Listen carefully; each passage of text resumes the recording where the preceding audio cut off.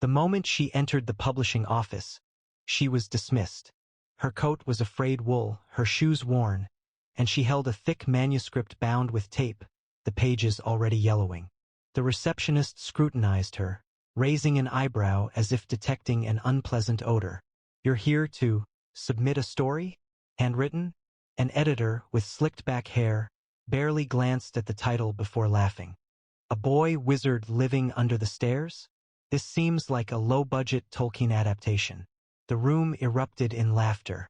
A staffer even picked up the manuscript, displayed it, and quipped, "Another legend, handwritten, ideal for the recycling bin."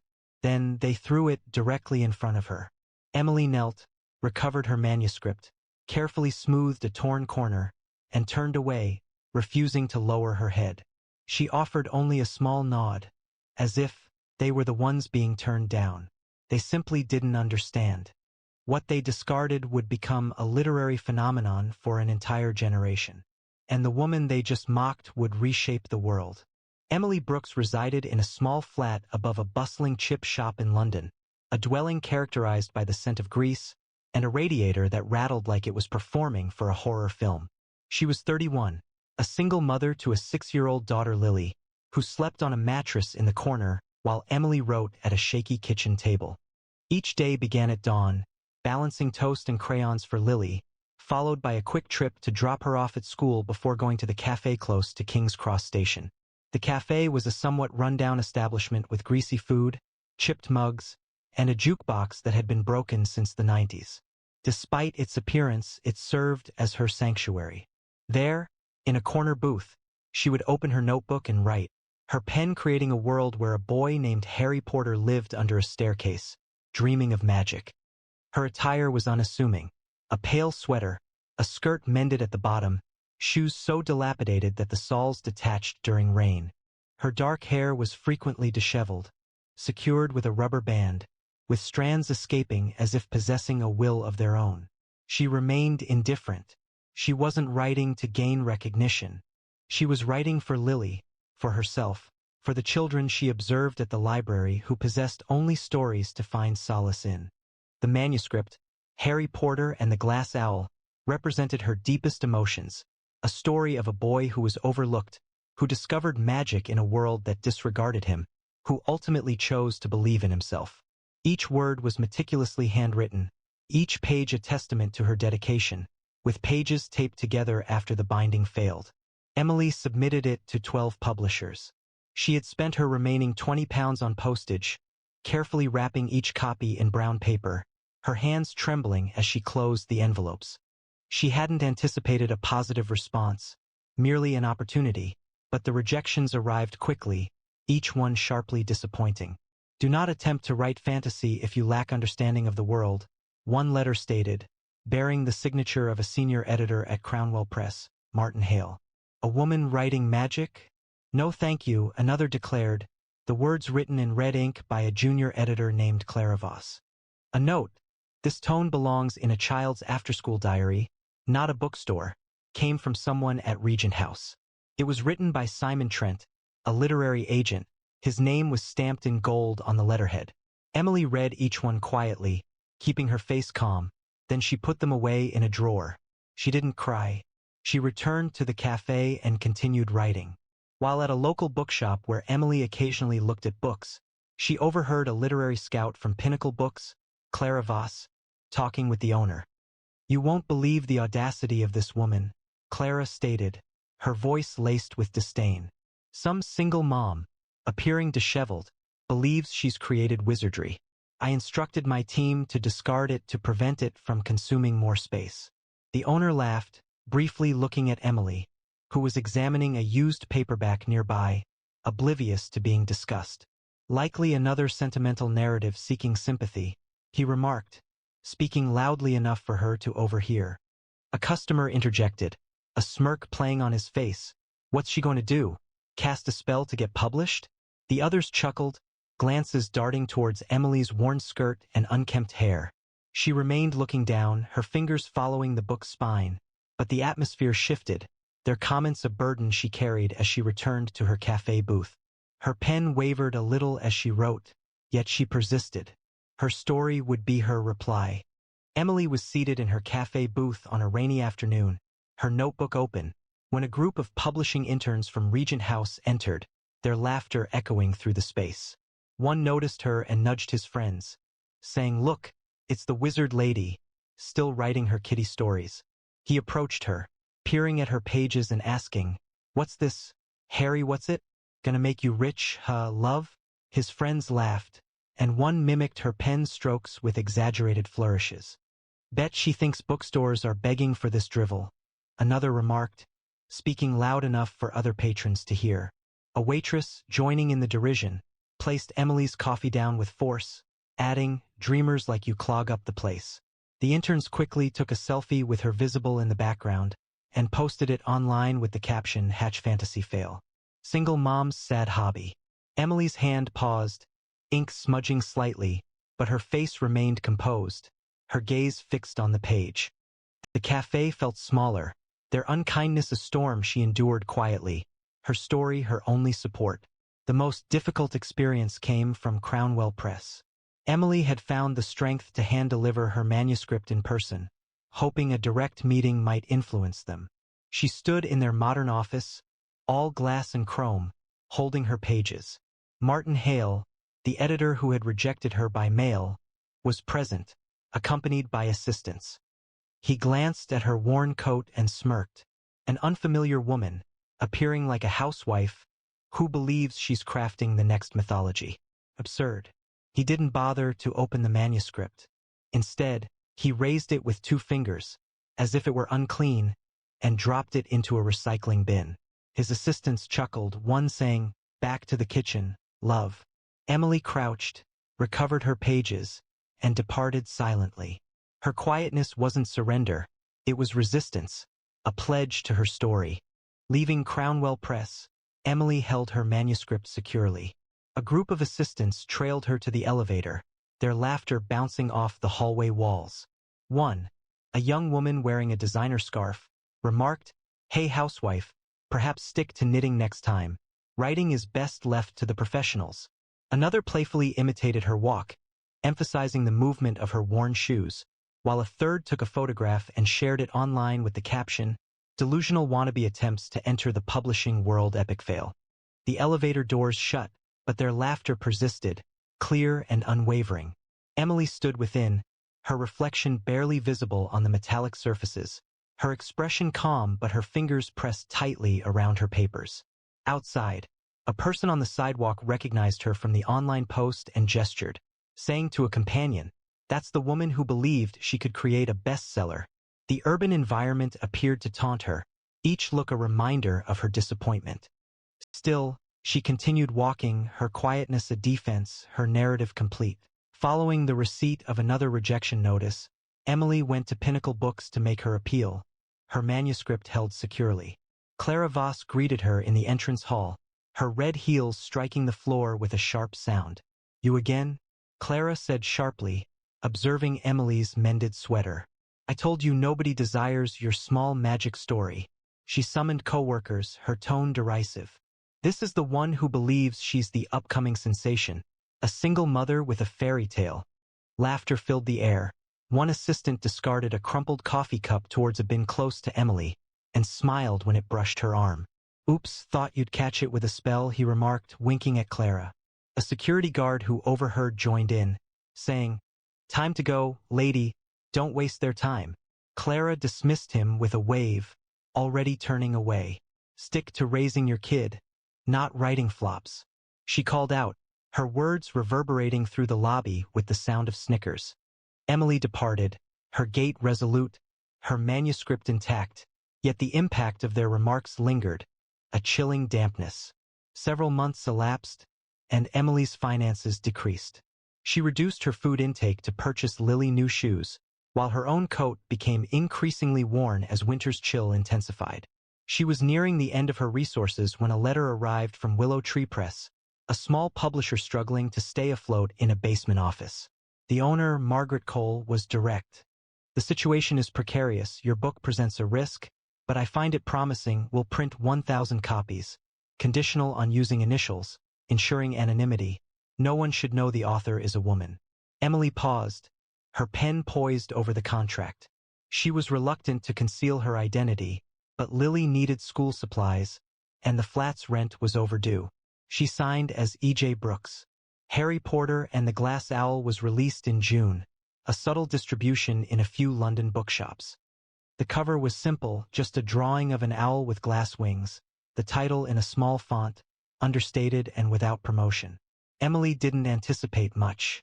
She continued working, taking shifts at a laundromat to make ends meet, writing at the cafe when she had time. However, then something changed. A public school in Leeds sent her a letter, handwritten by a teacher named Ms. Patel. It read, "We read your book to our class. The children haven't stopped discussing Harry. They cried when he found the glass owl. Thank you."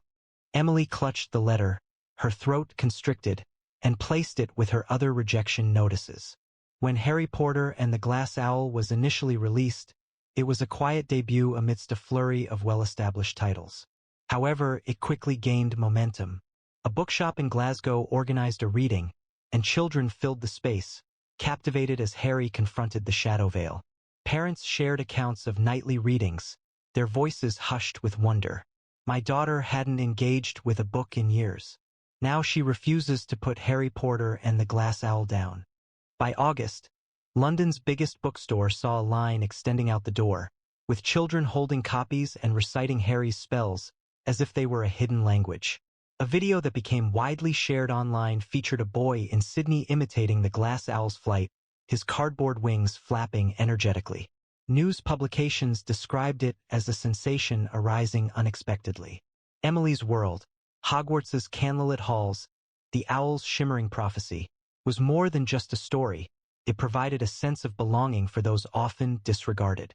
The book gained widespread recognition, each copy reflecting her unwavering spirit. The audience responded with enthusiastic applause, acknowledging the world's discovery of her. News of the book's popularity quickly circulated. A teacher in Manchester read excerpts aloud, and her students created drawings of Harry's wand, affixing them to their desks. A librarian in Bristol placed an order for 10 additional copies following disputes among children vying for the sole existing copy. A blogger, identified as Katie, a young person, shared a quote online. "The boy who wasn't chosen, chose himself." It received 100 likes, then 1,000, then 10,000. By September, bookshops were unable to maintain sufficient inventory. Parents described it as magical. Children claimed it as their own. A photograph circulated widely online, depicting a girl in a hospital bed, clutching Harry Potter, smiling for the first time in weeks. Emily viewed it on a library computer and wiped her eyes, her heart full. By autumn, Harry Potter and the Glass Owl was no longer simply a book, it was a cultural phenomenon. Schools throughout Britain designated it required reading. Researchers observed a remarkable shift. Children who previously showed little interest in reading eagerly finished Harry's story. A Paris library reported wait lists extending for months, with teenagers drawing the glass owl in their notebooks. In Chicago, a community center hosted a themed event, where families dressed as wizards, their laughter resonating through the streets. Social media platforms were filled with shared quotes. "The boy who was not initially selected ultimately asserted himself." Artwork appeared on bedroom walls, and phrases were permanently marked on wrists. A Tokyo newsstand sold out within hours. The clerk remarked, "It's like Harry is real." Emily's narrative had cast a spell, its influence extending across borders, giving a voice to those who were unheard. Bookstores requested additional printings, their shelves emptied, as readers sent a large number of letters to Willow Tree Press. Demands for more Harry were constant. The world wasn't simply reading, it was experiencing her dream, and the audience felt each triumph personally. 3 months following its release, the book became incredibly popular. It reached the bestseller lists initially in the UK, then in America and subsequently in Japan. News outlets proclaimed headlines, with considerable intrigue surrounding author E.J. Brooks's reimagining of fantasy. Bookstores experienced sellout conditions, placing reprint orders numbering in the thousands. Willow Tree Press, rescued from bankruptcy, relocated to a more suitable office. Margaret Cole contacted Emily, her voice trembling, stating, "We're printing 1 million copies." 1 million? Who are you? Emily chuckled quietly, still wearing her worn coat, replying, "Just a mom who enjoys telling stories." As winter approached, Harry Potter and the Glass Owl became a source of hope. Marketers and deli shops organized midnight releases, with children chanting Harry's name under lantern light. A Brazilian orphanage shared a story of children pooling coins to purchase a shared copy, reading by flashlight after curfew. Numerous fan letters were sent to Willow Tree Press, including drawings of Hogwarts, poems about the Glass Owl, and stories of overcoming bullies, inspired by Harry. A London theater adapted the story, selling out weeks in advance, with the audience weeping as Harry's wand lit the stage. Critics who initially dismissed the work now acknowledged its merit, with one reviewer stating that Brooks had created a myth possessing an enduring quality. The book's impact extended beyond the written word, inspiring bravery and igniting imaginations. From Moscow to Mexico City, readers displayed owl pins, a subtle reference to Emily's universe. Her narrative overcame skepticism, its popularity a recognition she did not actively pursue, and the audience reveled in its brilliance. The National Literary Gala, the publishing world's equivalent of the Oscars, took place at the Savoy Hotel, filled with crystal chandeliers and formal black tie attire. Emily received an invitation, not as a typical attendee, but as the guest of honor. She nearly declined to attend. Lily was suffering from a cold, and the train ticket to central London was costly, but Margaret urged her to go, sending a ticket and a note that read, "You deserve this." Emily chose to wear a plain linen dress, pale blue in color, which she had purchased from a charity shop for $5. The shoes were the familiar, well-worn pair, her hair loose and slightly disheveled. She carried her notebook, prepared for any sudden inspiration during the train ride. The gala presented a spectacle of tailored suits and glittering gowns, the atmosphere heavy with champagne and self-importance. Emily entered discreetly, her invitation clutched firmly, initially unnoticed by the attendees. She positioned herself near a pillar, observing editors and agents exchange greetings, their laughter reminiscent of the Crownwell office. Martin Hale was present, networking while holding a glass of whiskey, his slicked-back hair reflecting the light. Clara Voss, representing Pinnacle Books, commanded attention in a red dress, casually dismissing a waiter with a gesture. Simon Trent, the Regent House agent, spoke proudly of his newest acquisition, his voice audible above the general conversation. They did not notice Emily as she passed, her linen dress seeming understated amidst their elegant attire. She greeted several publishers with a handshake, her grip steady but kind. Martin Hale casually touched her hand, his gaze already searching for someone of greater significance. He offered a greeting, stating, "Nice to meet you," without inquiring about her name, and concluded with, "Enjoy the evening." Clara Voss responded with a strained smile, quietly remarking to an assistant, "Who's that? Some blogger?" Simon Trent remained engrossed in his phone, not acknowledging her at all. Emily offered a courteous nod, her expression calm, and proceeded. She didn't require their validation. She had come for the children who adored Harry, for Lily, for the narrative that continued to endure. A palpable excitement filled the room as the host, a BBC presenter known for his smooth delivery, stepped onto the stage. "Tonight, we celebrate the literary world's most accomplished talents," he began, his smile radiant. But he continued, noting that one name had eclipsed all others. A debut novel, published under initials, had resonated with readers worldwide. It had revolutionized storytelling, provided children with a role model, and rescued a publisher from financial hardship. The audience shifted expectantly, murmuring, "Could it possibly be E.J. Brooks? Here?" Martin Hale straightened his tie, a smirk directed at Clara Voss. "Likely an Oxbridge graduate pretending to be modest," he remarked. Clara acknowledged him with a roll of her eyes. The host's voice increased in volume. "Please welcome the author of the decade's best-selling novel, the woman who created an entire world for millions of children, Emily Brooks." The ballroom became still. Glasses tapped, breathing paused. Emily advanced, her linen dress reflecting the light, her well-worn shoes making no sound on the polished floor. Strands of hair remained tangled, and her notebook was held beneath her arm. Yet, her eyes, steady, warm, and resolute, commanded the attention of everyone present. She ascended the stage, each step carefully placed, as if Hogwarts itself provided support. Martin Hale's whiskey spilled from his hand, staining his shoes. Clara Voss's red dress appeared to constrict, her face losing color. Simon Trent's phone fell onto the table, his earlier claim overlooked. The audience was quiet, a multitude of astonished expressions as Emily arrived at the podium. She placed her notebook down, her fingers lightly touching the aged cover, and gazed out at the room. When she spoke, her voice was distinct and measured, resembling an incantation being spoken. You dismissed the story before you proceeded to the next page. Now the entire world is reading it. The room fell silent. Emily did not elevate her tone, nor did she direct accusations. She found no need to. Her words resonated as undeniable truths, precise and absolute. I wrote Harry Potter and the Glass Owl for my daughter, for children who feel invisible, for anyone who's ever been told they're not enough. You didn't see it, you didn't have to.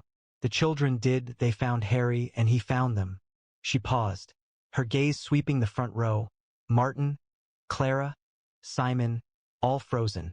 This isn't about me, it's about a boy who chose himself, and the millions who chose him back. As Emily spoke from the gala stage, the crowd's silence broke into murmurs of awe.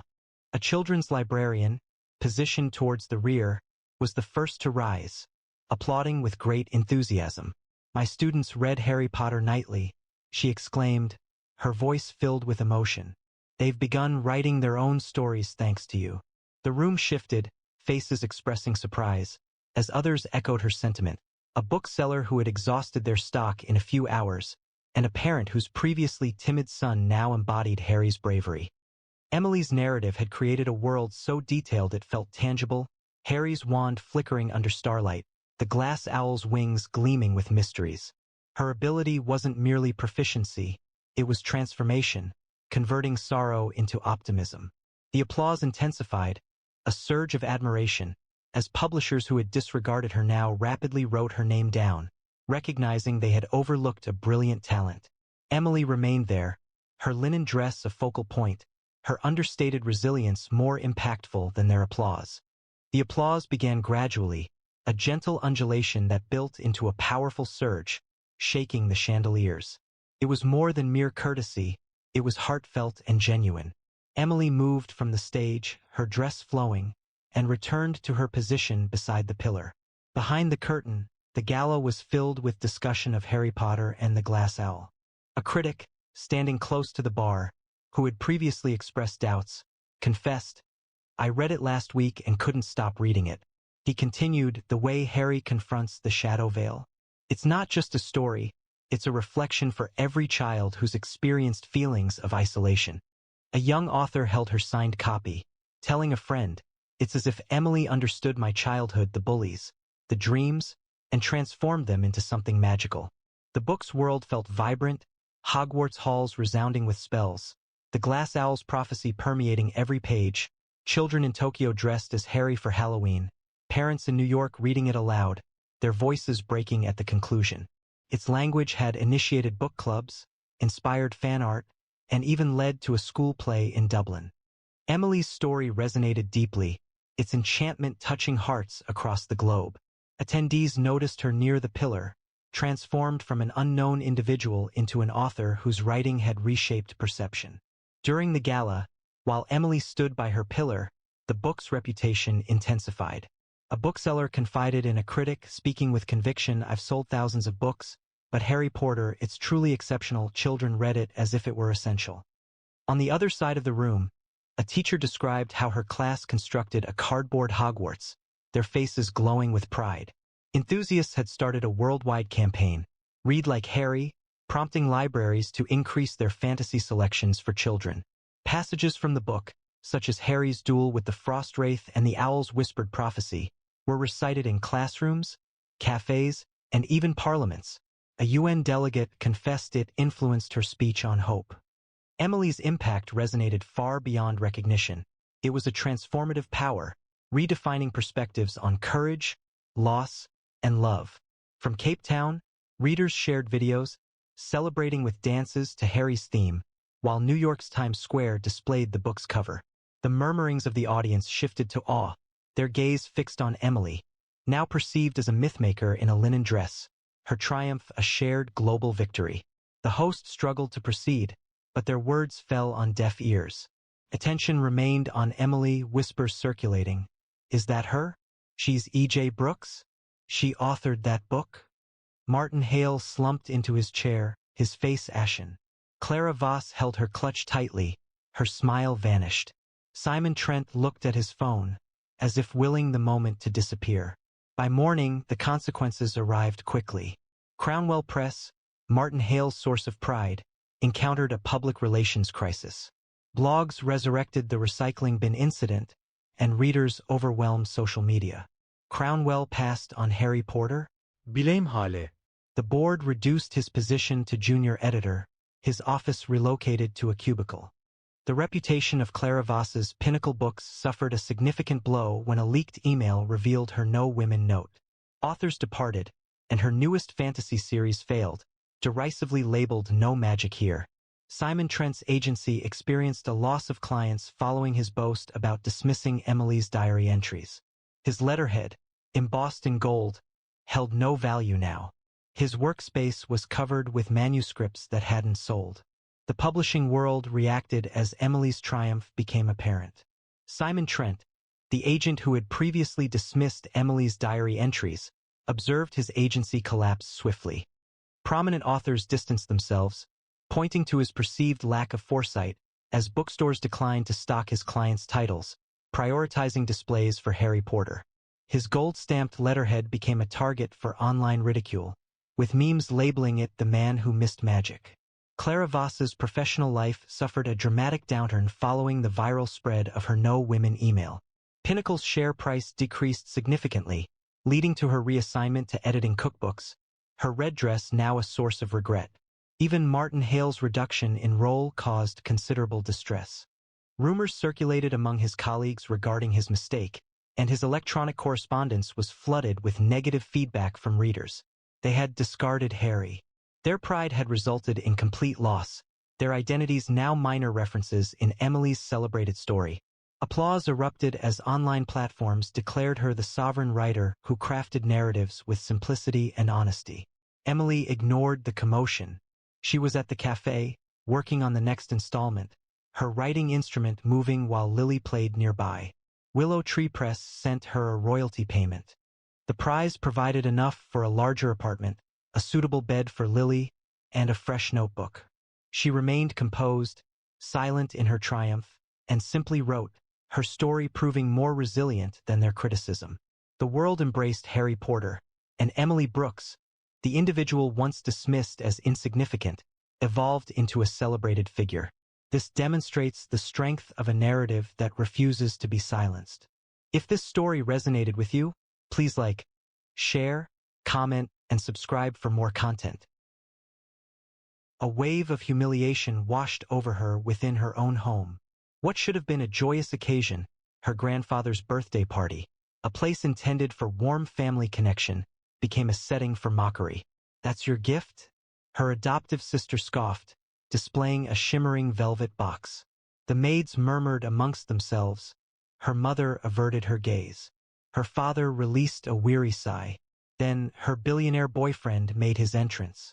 Blue Manor stood prominently over New York's Hudson Valley, its limestone walls illuminated by the October dusk, and its grand ballroom resembling a cathedral of wealth. The estate resonated with an air of influence during Franklin Bloom's 85th birthday celebration. Senators were present in bespoke tuxedos, media moguls were adorned in $20,000 gowns, CEOs possessed private islands, and dynasties were represented whose names adorned museums. The Bloom family, an elite group with a logistics empire spanning continents, entertained 200 guests, with their sapphire invitations verified by velvet-gloved staff. Crystal chandeliers cast rainbows across mahogany floors, caviar gleamed on silver trays, and a string quartet wove Vivaldi's notes through the air, rich with ambition and oud. The ballroom, framed by silk drapes and portraits of Bloom ancestors, served as a stage for legacy, each guest seeking Franklin's approval, his endorsement valued at billions. Outside, the autumn wind whispered through ancient oaks, but inside, a young woman's quiet strength was poised to alter the manor's history.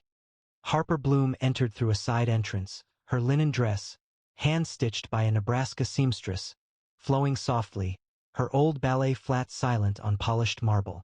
At 27, she possessed a striking beauty, her hazel eyes sharp as jade, her chestnut hair loosely tied with a cotton ribbon.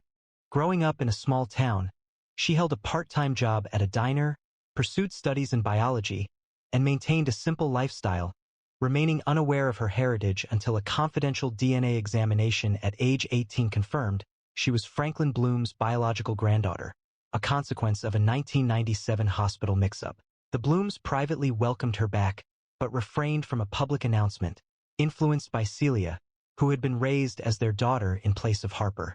Celia had betrayed the family, contaminating Harper's beverages with lemon-scented soap, inserting counterfeit Gucci in her closet, taking her boyfriend, all while presenting herself as the favored child. Harper did not retaliate. She approached Franklin, the only one who addressed her as my girl, his gray eyes radiating affection. Within her grasp, a velvet pouch contained a jade bracelet, purchased with all the money she had saved, a treasured gift for him.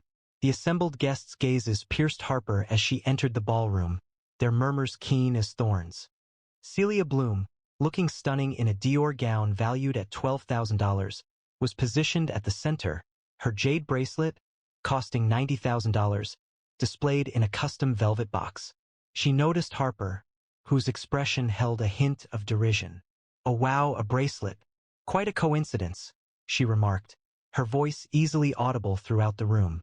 "I'm giving Grandpa one as well, but, well, mine is somewhat more exceptional." The audience laughed, their gazes briefly shifting to Harper's simpler dress. Margaret Voss, a media heiress wearing a Chanel gown costing $25,000, moved closer to a senator. Did she actually bring inexpensive jewelry to an event like this? She questioned, eliciting amused sounds. Harper's fingers closed more firmly around the velvet pouch, her expression calm, yet the atmosphere was charged with disapproval. Helen's eyes briefly met hers, a momentary kindness, and the onlookers' frustration grew, their emotions tightening at the upper class's harshness. Celia displayed her bracelet initially, raising it so its diamonds glittered beneath the chandeliers. "This is for you, Grandpa, from your loving granddaughter," she stated, her voice smooth. Applause filled the room, with CEOs acknowledging and socialites lifting glasses. Attention then shifted to Harper, who stood apart, holding a small velvet pouch. A hedge fund titan shouted, trying to copy Celia? "That's just sad." The room erupted in laughter, guests glancing at each other, their diamonds sparkling. A senator's wife remarked, "That's what happens when you let some farm girl feign belonging." Harper's parents, Edward and Lillian Bloom, remained still, their expressions unreadable. Lillian remarked to a guest, indicating Harper's adopted status, with a dismissive tone, "She's not used to large parties." The audience's fury rose, their hearts pounding, angered by this family's perceived betrayal. The elite's scorn intensified as Harper moved through the ballroom, their mockery a deliberate attack intended to wound her spirit. A group of Wall Street heirs in $10,000 tuxedos positioned themselves along the velvet-draped wall, their voices forming a venomous chorus. "She was a mark against Bloom's reputation," one remarked, brushing a caviar crumb towards Harper's ballet flats. "Back to the cornfields, darling," another exclaimed, displaying a gold-plated cigar case. "Her dress looks like a tablecloth." The crowd's laughter echoed, guests glancing at each other, their diamonds sparkling. A shipping magnate declared, "She's an insult to every legacy here." The criticisms felt like a guillotine, each word a sharp blow against Harper's composed stillness. Franklin's grip on his cane tightened, though no one noticed, as the audience's anger intensified, their hearts racing, feeling immense fury at this planned display of cruelty, their resentment burning, prepared to overwhelm the elite's pride. The derision escalated, a synchronized attack on Harper's appearance. A group of socialites and $15,000 gowns arranged themselves in a semicircle, their voices a poisonous blend. "Did she get that dress at a thrift store?" One whispered, throwing a silk napkin towards Harper's feet. Isolated and vulnerable, a woman endured jeers, her jeweled clutch waving. A maid, encouraged by the onlookers, openly laughed. She hadn't brought a companion, likely due to financial constraints, her voice carrying throughout the room. The laughter felt like a devastating blow, each comment intensifying Harper's quietness. Edward Bloom averted his gaze, his silence a burden heavier than any spoken criticism. Franklin's grip on his cane tightened, a detail lost amidst the throng, while the audience's anger intensified, their feelings sympathetic to Harper, fueled by this group's harsh criticism. Celia's disapproval became more pronounced, her words a deliberate attempt to humiliate Harper before the distinguished attendees. "She's not simply misplaced. She's a source of shame," she stated, her $12,000 Dior gown gleaming as she indicated Harper's linen dress. "Grandpa must be deeply embarrassed to see this outsider in his manner." A wave of laughter burst from her group, their pearls chiming, their gazes shifting to Harper's cotton ribbon. "She's a beggar, not a Bloom," Celia remarked, her voice strong enough to quiet the four. The attendees applauded, their disdain a heavy pressure, their murmurs circulating. "She doesn't belong." Harper's hazel eyes glowed with restrained intensity, yet her smile remained, a defense against the hurt. Franklin's jaw clenched, his silence growing intense, but the audience's anger surged, their hearts aching for Harper, furious at this adopted daughter's betrayal revealed in the room. Celia's supporters attacked with increased force, their scorn a public condemnation. Ethan Reed, Harper's former boyfriend, now Celia's partner, moved forward wearing a $5,000 Armani suit, his smile appearing insincere. "You still look cute, Harper." "Like a little sister," he said, his voice laced with false kindness. "Why does it seem like you consistently hurt Celia? You understand she makes a significant effort to show you affection." A collective intake of breath rippled through the audience, attendees quietly discussing, "She appears to be envious." Celia wiped away contrived tears, saying, "I simply desire for us to have a sisterly bond." The room's amusement overshadowed Harper's quietness, their remarks feeling like an overwhelming force. Harper offered a gentle smile, her hazel eyes calm, but internally she felt broken, the disloyalty a pain only Franklin's affection could ease. The audience's anger surged, a powerful wave seeking truth to dispel the manufactured falsehood. The elite's disdain became palpable, their words a sharp and bitter chorus. Vanessa Klein, a fashion mogul wearing a $20,000 Valentino gown, moved forward from a velvet chair, her voice cutting through the ballroom. "She's an insult to the Bloom legacy," she stated, indicating Harper's linen dress. "Franklin must be ashamed to see this imposter present." Her companions acknowledged this, one stating, "No wonder she's alone, her own family disowns her." A tech billionaire exclaimed, "She's a fraud, probably forged her invitation." The laughter intensified, each falsehood feeling like a painful blow aimed at Harper's heart. Harper's fingers touched her cotton ribbon, her eyes focused on Franklin, but the crowd's disapproval felt like an immense burden. The audience's outrage surged, their emotions fueled by Harper's fury at this global elite's harshness. The staff's involvement worsened the situation, their actions a new disappointment.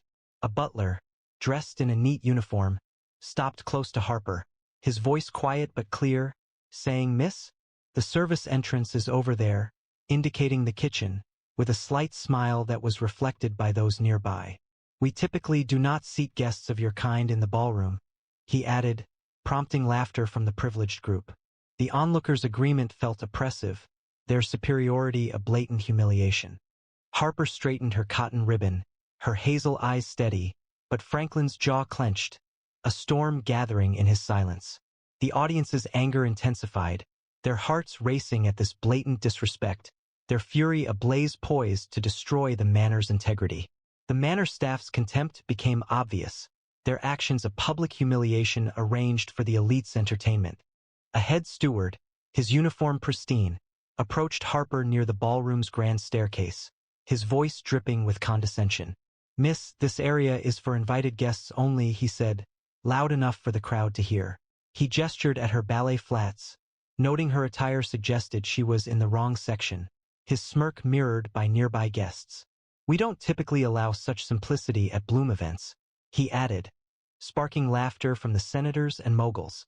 The audience's affirmation felt like an overwhelming force, their pride a stark condemnation.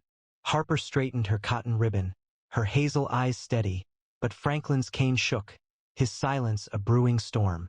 The spectators' anger intensified, their hearts racing at this perceived injustice, their resentment burning against the manor's dignity. The attendees' harshness reached its height, their whispers a poisonous storm. The daughter of a media tycoon, her $30,000 tiara catching the light, leaned in and whispered, "She's a con artist," likely bribed her way into the manor. Her friends murmured in agreement, one stating her story is false, simply a scheme to take advantage of Franklin. A Wall Street banker exclaimed, "She's an imposter. The Blooms have been deceived." The laughter was loud, each rumor like a weapon against Harper's composure. Franklin's gaze sharpened, his cane shaking, yet Harper remained still, her velvet pouch a steady presence. The audience's anger intensified, their hearts with Harper, yearning for this public shaming to cease, their fury a powerful surge against the elite's falsehoods. The guests' harshness reached its height as they spread hurtful rumors, their voices a sharp and bitter storm resonating through the ballroom. A publishing heiress and a $35,000 tiara leaned forward, her voice prominent and cutting.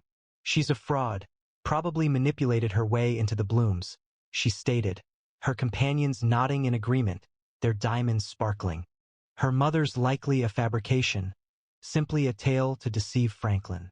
One person exclaimed, shouting, "She's a con artist. Blue Manor has been tricked." The laughter intensified, each rumor feeling like a blow aimed at Harper's heart.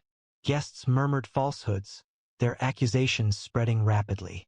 "She's after the inheritance." Harper's fingers gripped the velvet pouch, her gaze fixed on Franklin, but the crowd's slander felt like an overwhelming burden. The crowd's anger was palpable, their emotions aligned with Harper, their outrage a surge against this damaging falsehood, yearning for the truth to expose the elite's deception. A change in atmosphere occurred as the gift presentation commenced, with the attendees assembling close to Franklin's carved mahogany throne. Celia advanced, her $90,000 bracelet sparkling, her expression carefully composed. "For you, Grandpa, a representation of our connection," she declared, her voice strong and distinct. The attendees applauded, their diamonds glittering, senators acknowledging the gesture. Franklin's gaze settled on Harper, his expression tender. She moved forward, her soft pouch appearing small yet significant with sincerity, and presented her jade bracelet. The onlookers exchanged knowing glances, anticipating a setback. Arthur Wren, a longtime companion of Franklin's, examined it, peering over his spectacles. His sudden intake of breath quieted the space. "Franklin, this is the most exceptional some jade I have ever encountered," he declared, his voice shaking. The audience's emotions changed, their displeasure giving way to interest, the display a point of light in a cold atmosphere. Master Li, a feng shui master present among the guests, moved forward, the sound of his silk robes soft. "This piece was blessed by Master Yuan Min in Chiang Rai," he stated, his voice calm. "A monk doesn't consecrate jade in 7 years. Only someone possessing significant karmic affinity could receive such a blessing." The room became still, flutes vibrated, and murmurs passed through the fragrant air. A tech mogul quietly commented, "It's likely a counterfeit." Arthur Wren countered, "Definitely not. This is Miss Jade, a grade so exceptional it's known only to discerning collectors in spiritual circles." Celia's smile faltered, her $90,000 bracelet appearing less vibrant. Harper remained composed, her hazel eyes serene, her gift a quiet revelation. The audience's hearts lifted, the unveiling a brilliant contrast, their pride growing for Harper's unwavering poise. The reality intensified, the crowd's murmurs becoming a wave of uncertainty. Harper was unaware that the bracelet she's purchased from a small antique store had been surreptitiously swapped by an unseen observer. Lucas Caldwell, heir to Caldwell Group, New York's largest private investment firm, had noticed her visit to his family's store. Without her knowledge, he substituted her modest jade with his grandfather's heirloom, which had been blessed by Master Yuan Min during a trip to Asia. He'd maintained this as a secret, awaiting this specific moment. The ballroom doors opened, and Lucas entered, his gray tuxedo sharply tailored, his presence commanding attention. The assembled guests turned, their expressions intense, as he proceeded directly to Harper, taking her hand, his gray eyes fixed on Franklin. "Sir, I'm Lucas, Harper's partner," he stated, his voice calm, "and today I have come to request your blessing, as I wish to marry her." A wave of emotion filled the room, their feelings intensified as Lucas's declaration altered the manor's history. A hush fell, Ethan Reed's wine glass splintering on the marble, Celia's face draining of color. Lucas pressed on, his voice sharp against the stillness. "She doesn't require designer labels. She doesn't require investment accounts. She possesses grace. And that's something no one present can purchase." The diamonds of the attendees appeared to lose their luster, their expressions rigid with surprise. Edward and Lillian Bloom remained still, their quietness implying guilt. Lucas led Harper to Franklin's side, his grip on her hand firm. The audience erupted in cheers, their anger shifting to awe as Harper's truth started to expose the falsehoods that had constrained her. Franklin's expression gentled towards Harper, his cane visibly shaking with restrained pride, as the room waited in anticipation of his statement. Lucas Caldwell's presence dominated the ballroom, his voice like a gavel silencing the fragrant atmosphere. "You dared to ridicule Harper Bloom, the sole individual deserving of this legacy," he declared, his gray eyes a tempest of contained anger. "Your resources, your positions, hold no weight against her honesty." He presented a leather folio, showing a series of broken connections. Vanessa Klein's fashion agreements, Ethan Reed's finance collaborations, Celia's charity board positions, all ended due to Caldwell Group's power. "Your reputations are removed from New York's highest circles," he stated, his eyes fixed on Celia. "You have forfeited more than prestige. You have lost your prospects."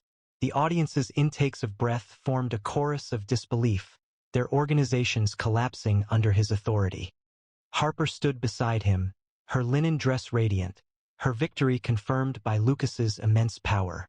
The audience erupted, their spirits lifted as his worldwide justice dismantled the elite's pride. Franklin rose, his cane striking the marble, the sound like a gavel falling. "Enough," he declared, his voice silencing the ballroom. "Harper is my only biological grandchild. Celia is the adopted one, and I regret ever allowing this deception to continue."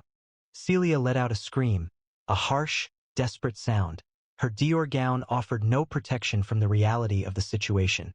Edward and Lillian lowered their heads, their faces etched with shame. Franklin's gray eyes scanned the assembled guests. Celia had undermined this family regarding Harper, fabricated stories, used people to her advantage, and seized her rightful position. However, Harper had never retaliated. She had sought me out, motivated by love, not avarice. The guests reacted with audible shock, Vanessa Klein's gown seeming to droop, and Margaret Voss's tiara becoming slightly dislodged. The audience reacted strongly, their anger palpable as Franklin's announcement dismantled the elite's confidence. The consequences were swift, a judgment communicated without words. Celia retreated, her $90,000 bracelet drawing scorn from the crowd's murmurs, labeled as a thief in Dior. Edward and Lillian faced ostracism, their Bloomboard seats taken away, their social standing vanished. Ethan Reed was guided out, his Armani suit offering no protection, his financial agreements terminated. Vanessa Klein's fashion brand endured sanctions, her reputation severely damaged. The butler who had previously shown disdain was terminated, ending his career. The socialites who had participated in the disruptive behavior concealed their expressions, their power diminished. Harper remained steadfast alongside Lucas, her ballet flats grounded, her linen dress conveying a sense of understated elegance. The audience's anticipation escalated, their frustration evolving into elation, Harper's success demonstrating her poise. The downfall of the elite unfolded as a striking event, their pride broken under Lucas and Franklin's direction. Celia retreated, her Dior gown appearing inappropriate, her reputation becoming a warning for the attendees. Ethan Reed's financial empire collapsed, his disdain a visible humiliation, his companions guiding him out. Vanessa Klein's fashion brand encountered boycotts, her name a mark of social disapproval. The publishing heiress concealed her tiara, her false statements revealed as deceptions. Those who had shown disdain were let go, their careers abruptly concluded. Individuals who had discarded napkins were ostracized, their power diminished. Harper remained composed, her cotton ribbon a subtle adornment, her hazel eyes resolute. The audience's emotions surged, their resentment shifting to admiration. Harper's triumph and Lucas's fury, a spectacle that subdued the world's wealthiest within the manor's esteemed rooms. Harper's history remained a mystery, unknown to the attendees, not Celia, nor the elite. At 16, she independently studied biology, using her diner earnings to purchase textbooks. At 18, a DNA test dramatically altered her life, yet she focused on the possibility of finding family, rather than seeking financial gain. Deceptions from Celia, including tainted drinks and fabricated tales of stolen luxury goods, had caused her immense pain. However, Harper remained because of Franklin. Her affection for him served as a beacon during difficult times. Lucas observed her quietly, his own heart influenced by her strength, his inherited jade representing a pledge to safeguard her. Now, she stood in Bloom Manor, her cotton ribbon signifying her honesty, her silence a powerful force that exposed their deceptions. The celebration continued, the quartet resuming, but the guests' eyes remained fixed on Harper. A senator approached, his voice hushed with respect. "Miss Bloom, your presence is remarkable," he said, his earlier disdain now a regret. The media leaders stepped back, their sway diminished, their assistants working to preserve connections with the Blooms. The chief executives remained close, their organizations wavering under Harper's control. Harper moved towards the ballroom's terrace, her hazel eyes following Franklin's confident smile. She hesitated, her fingers lightly touching the cotton ribbon, her look unwavering as the affection she'd held. The crowd's admiration grew, their pulses quickening as Harper's subtle strength redefined the manor's history. A flurry of urgent requests filled the air, voices lowered in hushed tones. "Secure a meeting with Miss Bloom," one powerful individual exclaimed, his voice strained. "She's the inheritor now," someone murmured, her Chanel gown unable to mask the reality. The host remained nearby, his influence diminished, his prospects now dependent on Harper's decisions. Harper appeared on the terrace, accompanied by Lucas, with Franklin's arm around her. The assembled guests lowered their heads, the previous disdain now a distant memory. The autumn breeze propelled her as she exited the ballroom, leaving behind a procession of the world's wealthiest individuals vying for her attention, their bows signifying an unspoken acceptance of the woman they had previously scorned. She felt deeply humiliated, within her own home, by those adorned with borrowed diamonds and insincere smiles. However, when the truth emerged, an unstoppable force, they all realized one crucial point: the genuine heir requires no glitter. Simply entering a room is enough to command its reverence. If you enjoyed this story, please like, share, and subscribe for more. We'd love to hear from you. Tell us in the comments, what would you do if you were Harper? She was removed from the graduation stage due to her attire: a simple white cotton dress, worn ballet flats, and a casually tied ponytail, an appearance that drew attention from those in attendance. "You are not on the speakers list. Please step down," stated the event organizer, the silence that followed as brittle as glass. No explanation was given. There was no public questioning of why Elise Carter, St. Morel's top student, was excluded from the final moment of recognition. Instead, quiet mockery rippled through the audience, unaware that daughters of janitors sometimes aspired to share a stage with those from established families. She descended, 1 foot at a time, moving past gazes filled with judgment. However, just then, the doors swung open, and her fiancé, heir to a billion-dollar empire, entered. Royal Lancaster Hall resembled a cathedral of privilege, its crystal chandeliers projecting prisms of light that shimmered across gilded walls and velvet-draped tables. The air was heavy with the fragrance of orchids and affluence, each guest a dazzling symbol of power. St. Morel Academy's graduation ceremony was far more than just an event. A coronation unfolded for the heirs of Forbes-listed dynasties. Diamond earrings shimmered on every ear, bespoke suits whispered with each movement, and the sound of champagne flutes resonated as a symbol of exclusivity. The students, adorned in silk-lined caps and gowns, were seated in rows of polished mahogany chairs, their futures seemingly predetermined and promising. A live-stream screen displayed the ceremony for those unable to purchase the $5,000 guest tickets, and among the viewers stood Maria Carter, Elise's mother, her hospital janitor scrubs concealed by a borrowed coat, her gaze fixed on her daughter's image. Elise entered, her white cotton dress a subtle rejection of the lavish surroundings. At 22, she was captivating, not with the refined appearance of her contemporaries, but with the natural beauty of someone who had rightfully earned her place. A low ponytail held back her dark hair, highlighting cheekbones and hazel eyes that conveyed warmth and determination. The gentle sound of her faded ballet flats accompanied her across the marble floor, her steps sure despite the challenge of 1,000 stairs. She was the scholarship student, raised by a single mother who cleaned hospital floors to ensure they could pay their rent. Exceptionally intelligent and persistent, she had earned a place among the best at St. Maurel's, only to face criticism for the circumstance of her background. The lack of her mother in the hall felt like a hidden pain, as she was aware Maria observed from the chilly street beyond. When Elise settled into her place, the hall's prominent figures initiated a digital attack. Mobile phones illuminated, students rapidly typing, their social media updates a public shaming. Charity case crashes, one wrote, highlighting Elise's worn shoes. Mother posted, St. Maurel's biggest mistake, allowing a cleaner's child to attend. The live stream discussion became filled with harsh comments. She's a fraud, and kick her out, peered frequently. Sophia Lyle, a girl in a sapphire gown, stood, her voice audible to Maria outside. Reports indicated her dress was trending as the worst fashion choice of the year. The hall erupted in laughter, a cruel sound, with phones raised as if to attack Elise. She remained still, her hazel eyes focused ahead, though her fingers lightly touched her plaque, revealing a slight tremor that contradicted her composure. Maria's expression on the live stream was one of suffering, each online post feeling like an insult to her honor. The audience's anger intensified, fueled by their outrage at the mob's actions, a tension poised to explode. Ethan Caldwell, a large senior and inheritor of a tech empire, rose from his seat, his substantial build looming over Elise as she remained seated. "You're occupying space you have no right to," he stated, his voice resonating throughout the diamond section.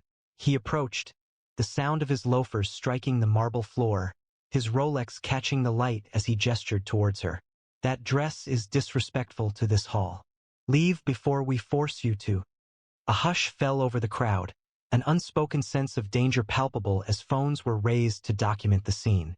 Ethan moved closer, his breath warm with champagne, his fingertip hovering near Elise's face. "Your mom scrubs floors, for people like us. Know your place." A scattering of students offered encouragement, their voices keen and insistent.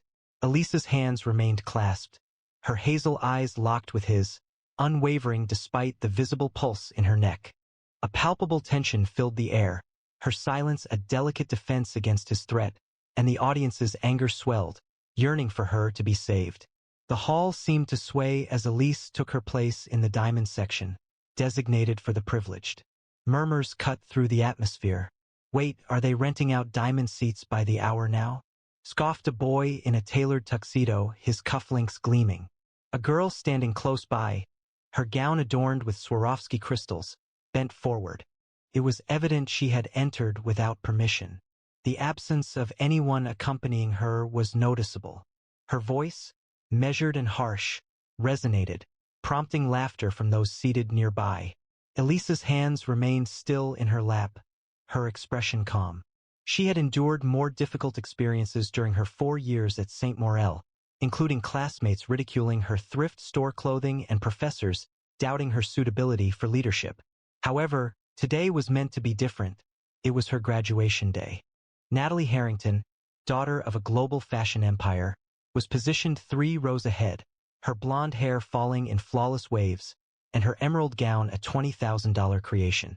She glanced back, her blue eyes assessing Elise from head to toe, and remarked, loud enough for the entire section to hear, St. Morel really needs to reevaluate its scholarship standards. She continued, we can't have commoners ruining the visual harmony. Amusement spread through the section as heads turned to observe Elise's simple dress.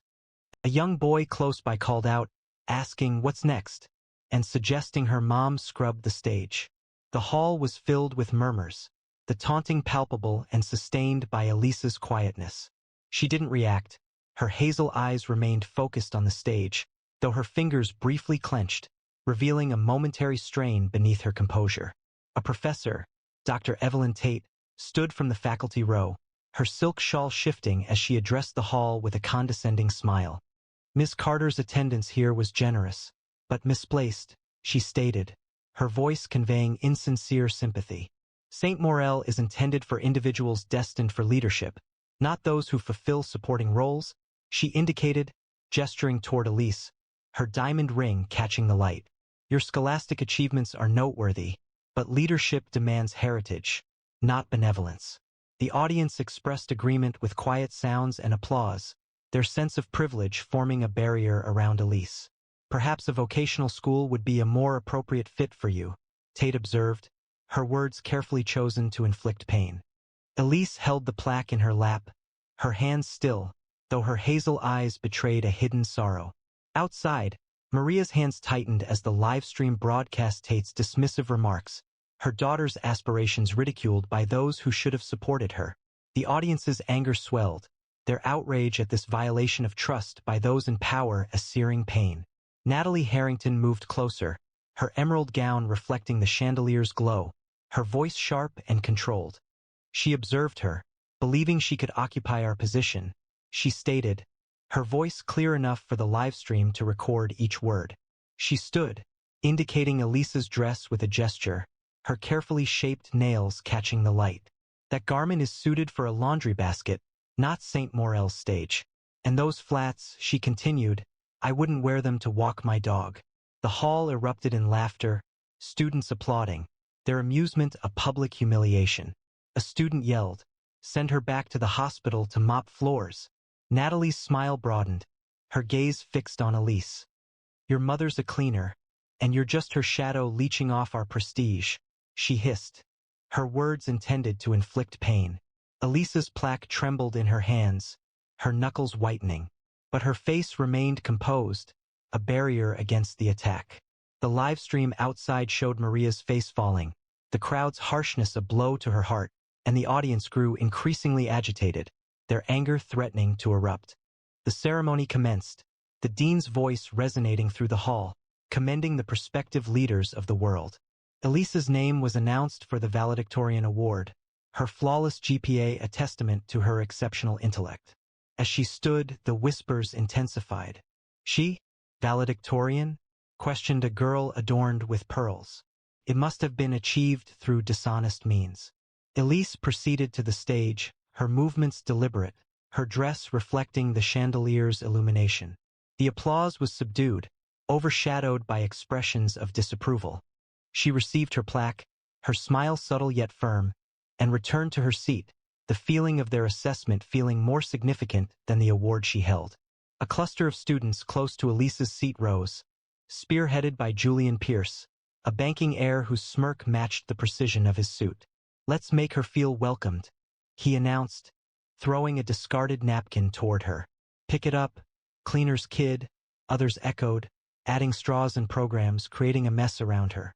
This is your level, Elise, Julian sneered, his voice audible on the live stream. Laughter erupted from the audience, with some yelling, sweep the stage next. The scattered debris created a mortifying backdrop around Elise's chair. She remained composed, her cotton dress a symbol of resistance, though her fingers tightened around her plaque, her knuckles bone white. Maria's expression on the live stream conveyed intense distress, each object thrown a painful blow to her daughter's sense of worth. The crowd's anger escalated, their hearts racing, yearning for the mistreatment to stop, for Elise to transcend the crowd's harshness. Claire Voss, a media heiress, her diamond choker catching the light, rose to her feet, her voice cutting and dramatic. "This is mortifying for everyone," she announced, speaking to the hall with regal authority. "Does Elise believe she can be valedictorian in that second-hand dress?" She indicated Elise, her bracelet chiming, a cruel smile playing on her lips. "You're someone who received charity and got fortunate. You are not welcome on this stage." The audience exploded in uproar, students yelling, "Go back to the slums. And she's ruining the aesthetic." Claire lifted a hand, quieting them, her gaze fixed intensely on Elise. "Your mother is insignificant, and you are even less," she stated, her words deliberate and sharp. "Depart before you escalate the situation." Mobile phones illuminated the scene, capturing Elise's composure, her cotton dress becoming a focal point of their derision. Maria gripped her phone, the live stream showing her daughter's distress. While the audience's frustration grew, their sympathy focused on Elise's honor. When the student speeches were to be presented, Elise's name was scheduled to begin. She had dedicated weeks to writing her speech, a recognition of strength, and a tribute to her mother's sacrifices. As she stood, her heart calm, she moved towards the stage, still holding the plaque. A coordinator, a wiry woman wearing a black blazer, blocked her way, holding a clipboard as if it were a shield. "I'm sorry, you're not on the official list of speakers. Please step down," she stated, her voice cold and amplified by the microphone attached to her lapel. The hall fell silent, all eyes fixed on Elise. The coordinator's lips moved slightly, seemingly pleased by the situation. Elise hesitated, her breath momentarily suspended, but her expression remained calm. Ms. Langley, the coordinator, approached Elise, who stood motionless on the stage, her clipboard held high. "Did you hear me, Miss Carter?" she inquired, her voice laced with disapproval and amplified through the microphone. "You will not be speaking today. You are not part of this group." She then faced the audience, offering a strained smile, seemingly seeking their agreement. "We uphold certain standards at St. Morel, and this," she indicated Elise's dress, "does not meet them." The hall erupted in laughter, a sound like a tidal wave, with students clapping as if at a show. "Perhaps you could assist your mother with the cleanup," Langley remarked, her words pointed. Elise's plaque vibrated in her hands, her hazel eyes flashing with pain, but she remained silent. The live stream displayed Maria's face, tears flowing, the crowd's harshness a public dismantling of her daughter's aspirations. The viewers' anger intensified, their hearts racing, hoping Elise would withstand this final setback. A murmur arose, spreading quickly. "She's poor," a boy in the front row whispered, his voice audible to those watching the live stream. "Sad, but appropriate," a girl added, her diamond bracelet flashing as she chuckled. Natalie shifted, her expression growing more knowing, her hand lightly touching her dress, as if disregarding the unfolding situation. She had planned this, dedicating hours to influencing the event committee, making sure Elise's name was removed from the speakers. This was her last offering to the beneficiary who had the audacity to overshadow her. The hall's laughter amplified, a collective expression of derision, each syllable a missile aimed at Elise's reputation. Outside, Maria held her phone, her complexion ashen, the live stream displaying her daughter's embarrassment for all to see. Elise remained motionless, her fingers subtly shaking around the plaque. The coordinator indicated the staircase, her urgency noticeable. "Please proceed, Ms. Carter," she stated, her voice clear enough for the rear sections to hear. The hall seemed to anticipate Elise's faltering, her tears, her demonstration of inadequacy. However, Elise remained composed. She raised her head, her hazel eyes surveyed the room, and she spoke, her voice firm and unwavering, piercing the surrounding sounds like a sharp instrument. "Thank you for revealing who genuinely belongs in this place." The words were gentle, yet they held a significance that momentarily hushed the murmurs. She then turned, her footsteps silent on the marble, and started to walk away from the stage, her head held high, her dignity a protection against their harshness. As Elise began to leave the stage, Natalie stood up again, her emerald gown a beacon of spite. "This is why we don't associate with the staff," she announced, her voice sharp and clear through the hall. "Elise, you're a stain on St. The impact of Morel's legacy was palpable, A harsh judgment fell. Your mother's a failure, and you're her echo, accompanied by a gesture towards the live stream screen, acknowledging Maria's viewership. Go join her outside where you both belong. The audience responded with cheers, their applause seeming to mock Elisa's distress, as phones documented her every movement. No one wants you here, Natalie added, her smile laced with malice. Elisa's flats made a soft sound on the marble floor, her plaque clutch held firmly, her hazel eyes reflecting a quiet determination. Maria's sobs resonated through the live stream, the crowd's harshness a public dismantling of her daughter's aspirations. The audience's anger boomed, their spirits saddened, hoping Elise would withstand this ultimate setback. The hall's derision intensified as she walked down the steps. Back to the slums, cried a boy, his voice lost in the laughter. A girl threw a crumpled program at Elisa's feet, saying, "Pick it up, janitors, kid." The paper slid across the floor, brushing Elisa's flats, but she didn't stop. Her steps were even, her face serene, but the audience outside, Maria's audience, felt each insult as a physical blow.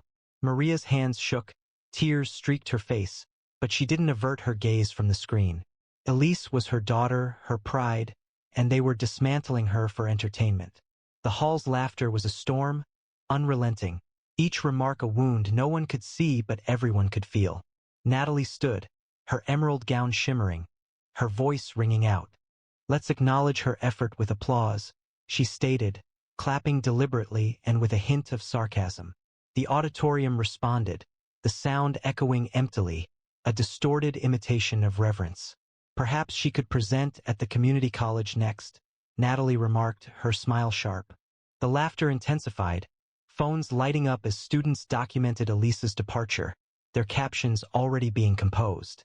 "Scholarship girl falters." Elisa's form diminished against the stage's light, her cotton dress a striking difference from the radiant audience. She felt isolated and vulnerable, her opportunity taken by individuals unfamiliar with hardship. The audience's frustration was palpable, their emotions aligned with Elise, hoping she would retaliate. Suddenly, the doors opened and all movement ceased. Security cleared a path, their dark suits creating a sharp contrast to the hall's grandeur. Bright light flooded the space, highlighting a person in a gray suit and black tie. Noah Grayson, only successor to Grayson Industries, entered the room. At 24, he possessed a striking presence. Tall and lean, with dark hair swept back and eyes like carved steel, sharp enough to cut through lies. His presence was electric and commanding, the kind that silenced a room without a word. He had built Grayson Industries' renewable energy arm into a $50 billion empire, and his name was whispered in boardrooms from Tokyo to New York. But to Elise, he was simply Noah, the man who'd fallen for her mind, her heart, and her quiet strength. Noah approached Elise, his movements purposeful, his eyes fixed on her. The hall seemed to pause, the sound of laughter fading.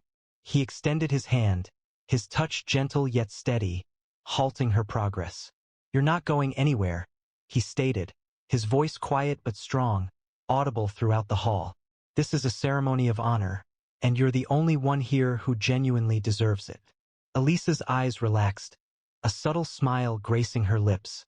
However, she remained silent, her lack of words more impactful than any declaration. Noah's hand remained on hers, his touch conveying a promise, a protection from the atmosphere of the room. He addressed the event organizers, his steady gaze focusing on the coordinator, who visibly recoiled. "I've been the primary sponsor of St. Moral for 3 years," Noah stated, his voice calm yet resolute, each word carrying significant weight. "This hall's construction, the scholarships you receive, and the continuation of your legacy were all made possible by my family's contributions. However, I am formally withdrawing all future funding unless Elise Carter is invited back onto that stage, immediately." The event coordinator's clipboard visibly shook, and her complexion drained. The dean, positioned at the front, rose to speak, but Noah's intense look stopped him. The hall felt like a silent chamber, with every attendee motionless, their earlier confidence dissipating under Noah's control. Noah's gaze moved to Natalie, who appeared stiff, her smile vanished, her hands tightly holding her dress. Natalie Harrington, he stated, his voice sharp and clear, you sent me 27 messages over the last 4 months, requesting a meeting, a partnership, an opportunity to be at my family's table. Don't believe I was unaware that you altered the speaker list today. A sudden commotion filled the room, eliciting gasps and murmurs as heads turned to Natalie. Her face was flushed, and her eyes moved quickly, desperately seeking an escape route. You believed you could remove Elise's name, Noah stated, his voice cold, but you have only damaged your own reputation. Natalie's chair scraped against the floor as she rose, her voice shaking. That is not accurate, she insisted, but the attention of the hall was now focused on her, scrutinizing, disapproving. The coordinator spoke quietly to the dean, who responded with a somber nod. Security advanced towards Natalie, their footsteps echoing on the marble. Ms. Harrington, you're needed at the disciplinary board, one stated, his voice resolute. Natalie's gown snagged on her chair as she lost her balance, her heels striking the floor in a defeated rhythm. The hall remained silent as she was led away, her sphere of power diminishing with each step. Noah's voice resonated, a commanding presence that quelled the hall's whispers. He stated that this wasn't solely Natalie's responsibility, his gaze sharp as he surveyed the audience, identifying those involved. I possess evidence, emails, texts, and witness testimonies, demonstrating a planned effort to remove Elise from the speaker list. He retrieved a tablet from his suit, its screen illuminating with information. Claire Voss, you provided a bribe of $50,000 to the event committee to modify the list. Ethan Caldwell, you disseminated rumors regarding Elise's alleged academic dishonesty to damage her GPA reputation. Ms. Langley, it is known that you enforced the altered list for a promotion. A collective gasp rippled through the room, with heads turning towards the accused, their faces visibly paling. Grayson Industries is initiating an investigation, and individuals implicated will confront legal repercussions, Noah announced. Elise's reputation is paramount. The hall's silence was palpable, those found wanting visibly retracting under his scrutiny, and the audience erupted in applause, their spirits lifting as justice prevailed. Dean Dr. Harold Vance approached the podium, his face pale, his voice wavering under Noah's intense look. St. Morel has let down its most promising student, he announced, his words transmitted to the live stream. Elise Carter's exclusion was a planned action, and we acknowledge complete responsibility. He addressed the faculty, specifically mentioning Dr. Tate. Your comments were inappropriate, and you are suspended while a review takes place. He then spoke to the students, his voice resolute. An investigation into harassment is underway concerning Julian Pierce and Sophia Lyle. Expulsion is a possible consequence. A collective gasp rippled through the room as the accused visibly recoiled, their confidence diminishing. Ms. Langley, your involvement in this sabotage concludes your time here, Vance announced. The silence in the hall felt like a judgment, while the live stream audience expressed their approval as events transpired. Elise remained composed, her cotton dress appearing radiant, embodying a sense of grace.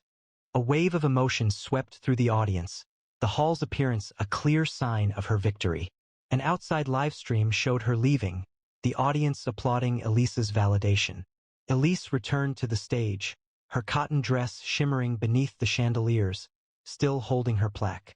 The hall was quiet now, everyone's heads lowered, the previous ridicule now replaced with regret.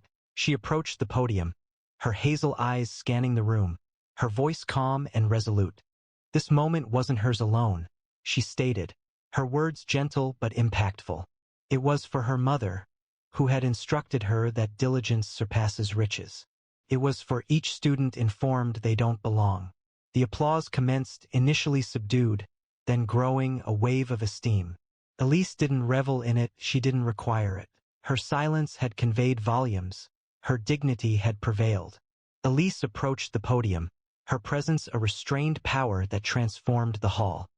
I stand here not for myself, but for every voice silenced by wealth, she stated, her voice clear, resonating with unwavering strength. My mother taught me that honor isn't bought, it's earned. This scholarship in my name will ensure no student is judged for their background. She raised her plaque, its gold a symbol of her triumph, and faced the audience. St. Morel will change or it will fall, I choose change. The applause erupted, students and guests standing, their earlier scorn replaced by reverence. Noah's eyes shone with pride, his hand brushing hers, a silent vow. On the live stream, Maria's face glowed, the crowd chanting, "Elise! Elise!" The chandeliers above seemed to blaze, reflecting a legacy forged in truth. The audience's hearts thundered, Elise's words a clarion call, her triumph a light that would burn forever. The ceremony continued, but the atmosphere had changed. Noah took a seat beside Elise, his hand brushing hers, a quiet promise of forever. The dean announced new honors. Maria Carter, Elise's mother, received the Inspiration of the Year award, her name appearing on the livestream screen. Maria's tears shifted to a smile as the crowd outside cheered with pride. Grayson Industries announced a $10 million scholarship in Elise's name for students demonstrating leadership potential from low-income families. The audience responded with applause, but Elise's gaze was fixed on Noah, her heart brimming, her triumph achieved. Standing at the podium, Elise experienced a profound silence that highlighted her victory. "This moment isn't solely for my benefit," she stated, her voice firm, carrying a strength that impressed those present. "It's for my mother, who worked nights to provide me with an opportunity. It's for every student who has been told their aspirations are too modest." She displayed her plaque, its gold gleaming in the light, and continued, "Grayson Industries' leadership in my name will create openings for others similar to me, and I'll ensure St. Morel never forgets the meaning of honor." The applause resonated, students and guests rising, their previous disapproval now replaced by wonder. Noah stood beside her, his hand on hers, his pride a silent strength. Outside, Maria's face was illuminated on the live stream, the crowd chanting Elise's name. The hall's chandeliers appeared to shine more brilliantly, mirroring a fresh legacy, one founded on truth, not wealth.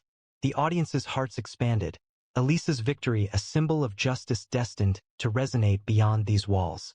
Following the ceremony's conclusion, Noah and Elise emerged, the spring air cool against their skin. He held a small velvet box, a diamond ring glittering in the sunlight. Turning to Elise Carter, he spoke, his voice gentle, intended only for her. "You're my home, my truth. Will you marry me?" Her smile was radiant, her nod immediate. The crowd outside erupted, Maria rushing to embrace them, her scrubs a badge of honor. Elise and Noah stood together, their hands entwined, their future a beacon of hope. Natalie faced a brief disciplinary hearing, resulting in expulsion for altering the honors list. Her family's reputation suffered. The live stream gained global popularity, elevating Elise and dominating social media, her narrative embodying resilience. St. Morel's reputation evolved, its influence expanding, its character transformed by a girl in a cotton dress. Elise needed no adornments. She represented hope. Like, share, and subscribe for more narratives such as this, and let us know in the comments, who would you have applauded?